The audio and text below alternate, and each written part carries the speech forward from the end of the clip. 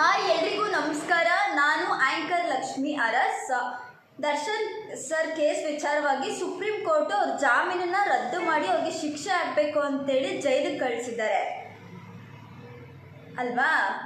So Darshan sir ಮೇಲೆ ಆ case ಇದೆ, ಈ ಕೇಸ್ ಇದೆ, ಈ ಸೆಕ್ಷನ್ ಇದೆ, ಆ ಸೆಕ್ಷನ್ ಇದೆ ಅಂತೇಳಿ ಅವ್ರನ್ನ ಜೈಲಿಗೆ ಕಳಿಸಿದ್ದೀರಲ್ಲ ಸರ್ಕಾರ ಆ್ಯಂಡ್ ಸುಪ್ರೀಂ ಕೋರ್ಟು. ಅದೇ ಇಂಟ್ರೆಸ್ಟ್ನ ಅಂದರೆ ಇವಾಗ ದರ್ಶನ್ ಸರ್ ಏನು ಮಾಡಿದ್ದಾರೆ ಹತ್ಯೆ ಅಂತ ಅಂದ್ಬಿಟ್ಟು ಆ ಕೇಸ್ ಬಗ್ಗೆ ಅವ್ರನ್ನ ಒಳಗಡೆ ಹಾಕಿದ್ರಲ್ಲ, ಅದೇ ಇಂಟ್ರೆಸ್ಟ್ನ ತುಂಬ ವರ್ಷಗಳಿಂದ ಸೌಜನ್ಯ ಅನ್ನೋ ಹುಡುಗಿ ಕೇಸ್ ನಡೀತಾ ಇದೆ. ಆ ಕೇಸ್ ಬಗ್ಗೆ ಯಾಕೆ ಸರ್ಕಾರ ಗಮನ ಹರಿಸ್ತಿಲ್ಲ?